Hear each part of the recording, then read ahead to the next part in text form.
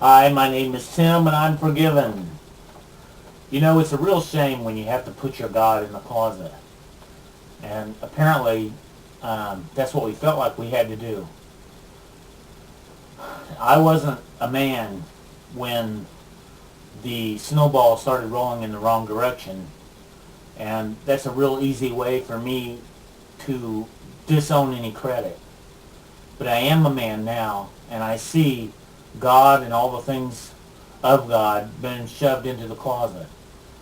And the things that should be in the closet have been removed.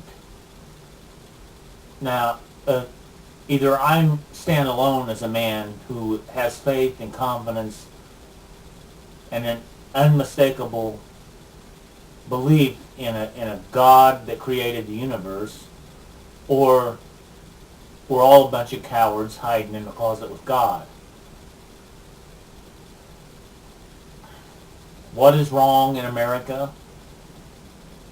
The pride and the arrogance that says there is no God, that shoves God into the corner or into the closet and lives like there's no tomorrow.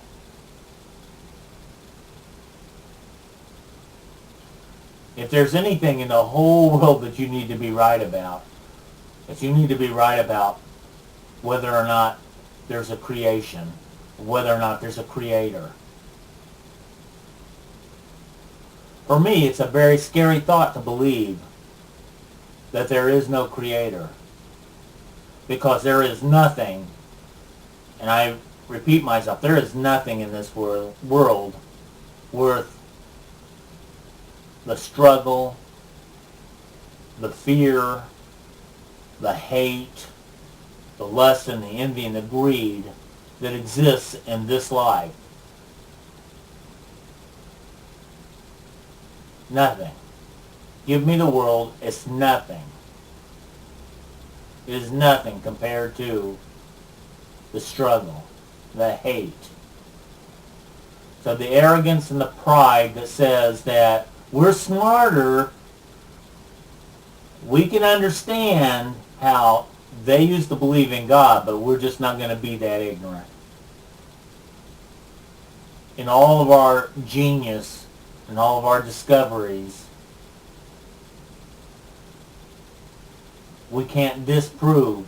Matter of fact, everything proves there's a hidden existence, something we can't see that holds the universe together. And yet the physicists and all those uppity ups with their scholarships and their high and mighty educations can't come to the conclusion that it's a creator, because that's so archaic. That's so yesterday. Well, if you're a believer and you're in the closet with your God, shame on you. Shame on me. We have put this country on the path that it's on. This mentality of entitlement is destroying. It is destroying the framework that was laid out by our forefathers. When a government starts to pretend like it has a heart, like it's a living, breathing, caring, loving entity, it's time to get real concerned.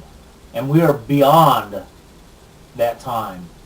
The government starts giving and caring, but not with its own, because the government has nothing. The government has no anything to offer to the needy, the poor, the sick, the downtrodden. They have nothing to offer them. What they give them has been taken. What gives them the authority to take from one to give to the other? What? Because they have a gun? Because they have the law behind their actions, the law that they write and create, and they have the key to lock you up for disobedience? They have no right to give entitlements. This makes them a living, breathing, loving, caring individual, which they are not. And the government was never intended to be a loving, caring individual. You know, if you wanted to get rid of love and care and concern, just get rid of the judges. And all you would have is trials by jury. And the judge would have nothing to say about it. Maybe you need an overseer judge. But judges were put in place to pronounce sentence. The jury pronounces guilt or innocence. The judge pronounces sentence. The only love, the only concern for the individual that has committed a crime is to be exhibited by a judge, not by a jury, and not by law. The only leeway is to say the judge can personally make a decision about life and death, about 10 years or 2 years.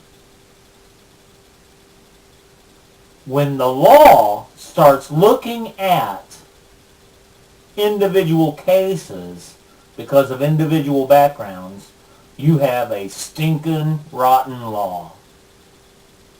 You have the grounds, you've laid out the path for the destruction of the very moral code that makes law law.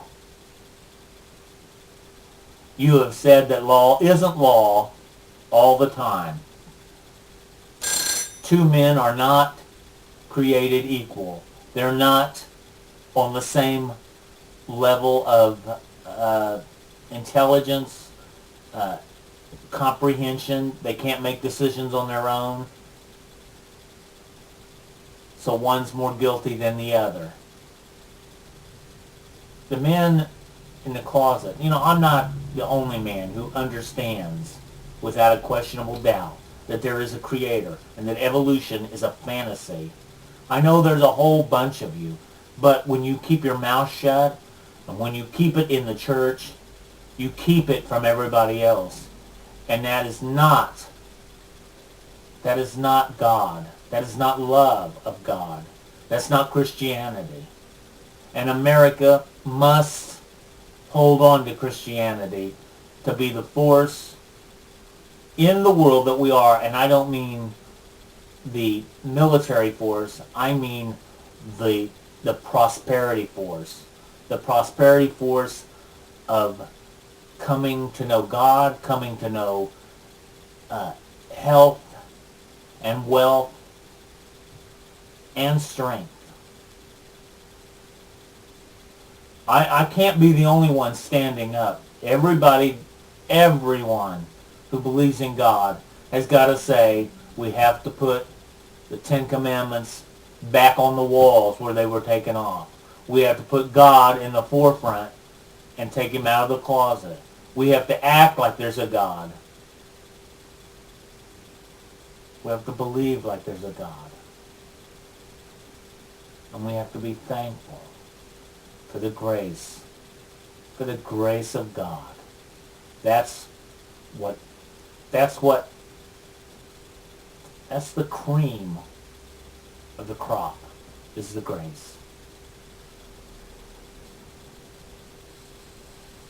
Government cannot bestow grace, or it's a very, very dangerous and bad government.